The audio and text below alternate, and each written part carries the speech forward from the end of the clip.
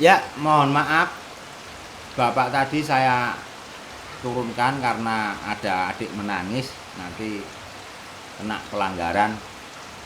Mohon maaf saya dan akan saya sampaikan di sini untuk yang rezekinya seret, bagaimana supaya rezekinya lancar akan saya jelaskan untuk semuanya.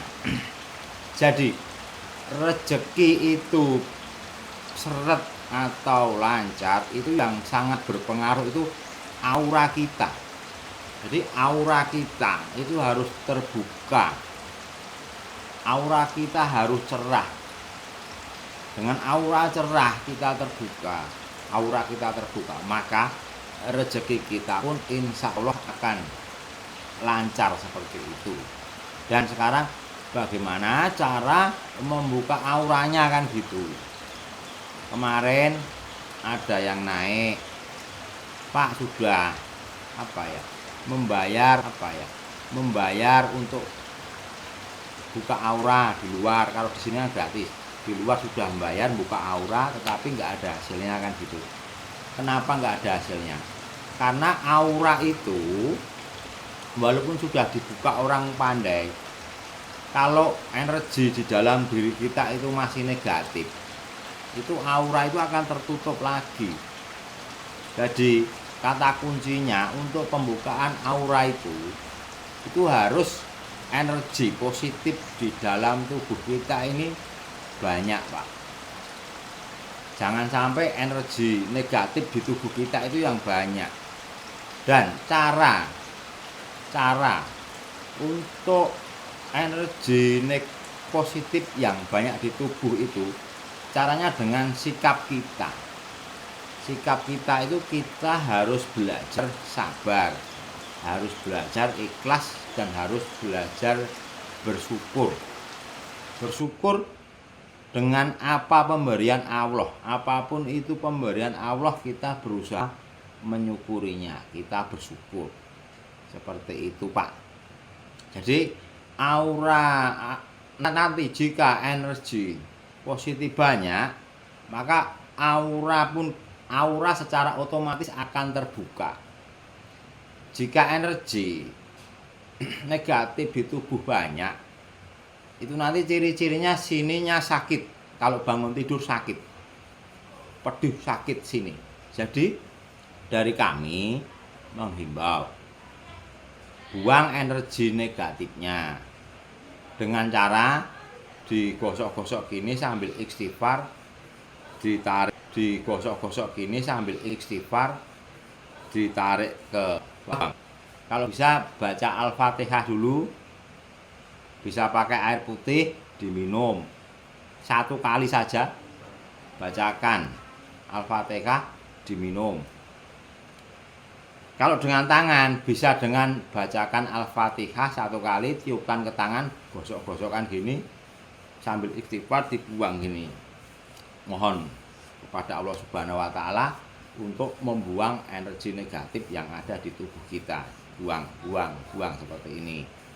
Nah, insya Allah nanti energi negatifnya hilang, berganti energi positif. Dan untuk pembuangan energi energi negatif ini, Anda melihat room ini, mengikuti room ini, benar-benar belajar di room ini, mendengarkan, cukup mendengarkan saja, insya Allah energi negatifnya sudah hilang, sudah terkikis, sudah berganti energi positif kan, seperti itu. Saya ini sebenarnya secara tidak langsung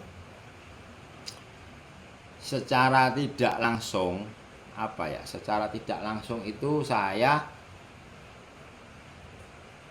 menangkap energi negatif yang ada di Anda dan saya melempar energi positif ke Anda. Sebenarnya seperti itu, secara tidak langsung ini.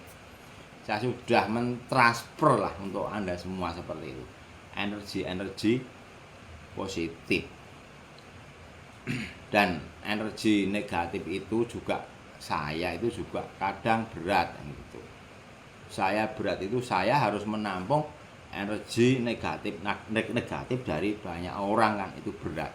Demi Allah pernah saya mengerjakan satu orang itu karena saya paksakan dan orangnya kelihatannya tidak mau. Akhirnya saya terlalu berat, saya yang terkapar di lantai, habis energi saya seperti itu. Pernah itu karena orangnya nggak mau melawan, saya paksa gitu loh. Jadi energi saya habis.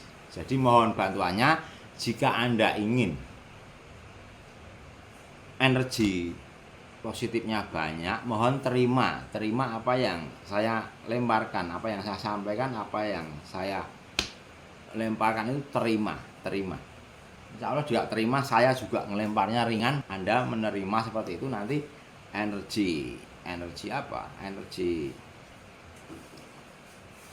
positifnya banyak dan energi negatif bisa hilang dan nanti aura bisa terbuka kan seperti itu.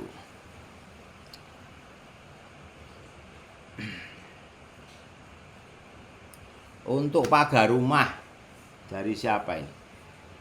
Dari Ditaleni Rafia, saudara Ditaleni Rafia. Untuk pagar rumah itu kalau saya itu gimana ya? Secara sederhana saja. Ya mohon kepada Allah, doa saja, nggak usah pakai amalan yang aneh-aneh. Nanti itu kita bahas yang lebih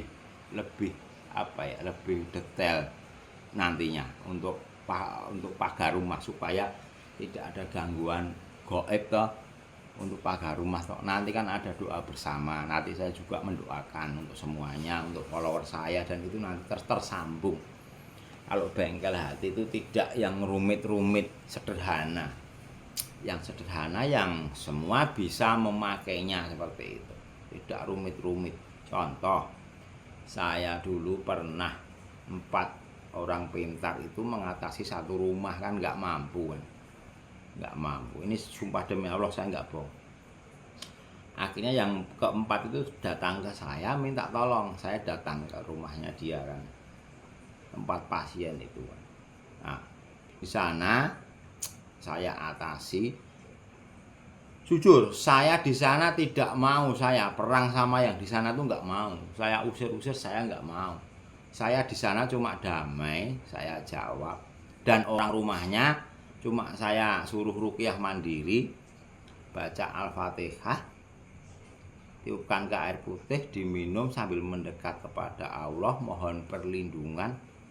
Dan ini poinnya, damai dengan yang di situ kan. Saya suruh damai. Ada apa-apa nggak usah dipedulikan seperti itu, damai. Sudah damai saja, damai. Nggak usah dipedulikan, yang penting kita mendekat kepada Allah, mohon perlindungan kepada Allah. Insya Allah itu lebih aman. Dan kenyataannya apa? Keluarga itu baik-baik saja, sembuh semuanya, sembuh. Atas pertolongan Allah, atas ridho Allah, sembuh itu. Seperti itu jawaban dari saya. Bengkel hati itu apa ya? Kita tuh nggak sulit mengajarkan sesuatu yang mudah tapi nyata gitu loh.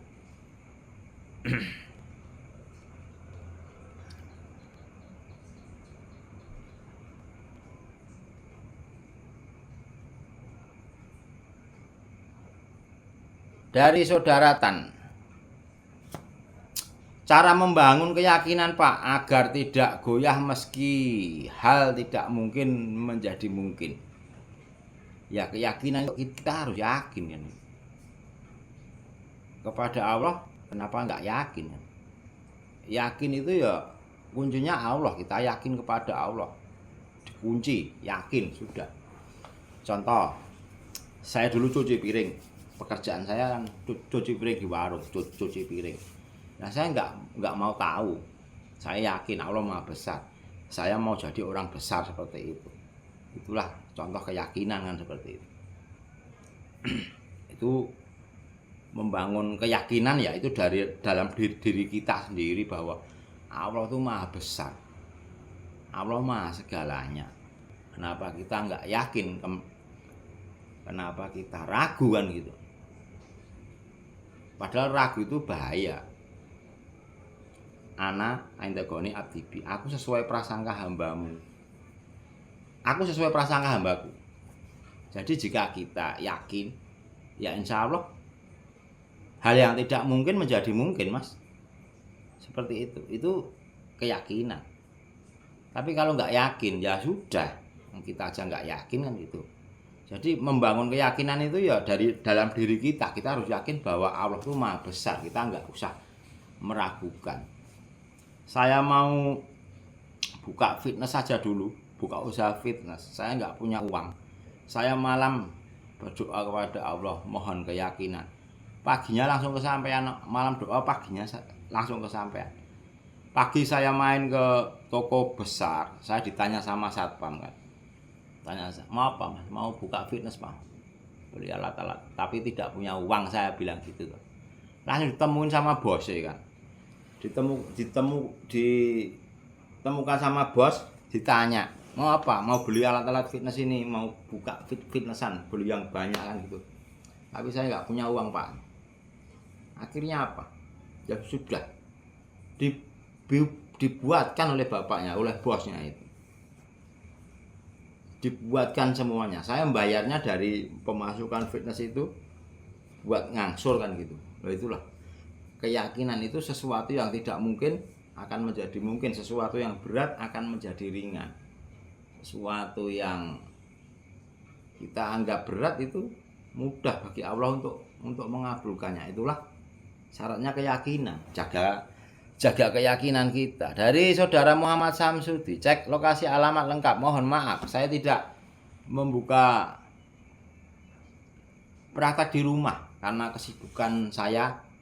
Saya di lab saja, saya berusaha membantu Anda dengan gratis, nggak usah bayar. Insya Allah manfaat untuk semuanya, bisa melebar kemana-mana kan gitu. Kalau saya buka praktek di rumah, kasihan yang jauh-jauh kan gitu.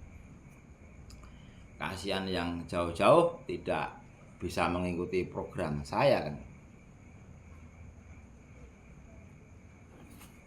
Dari Abang Zul, Assalamualaikum Pak Ustadz. Izin Pak, kalau saya Pak, aura saya gimana Pak Ustadz?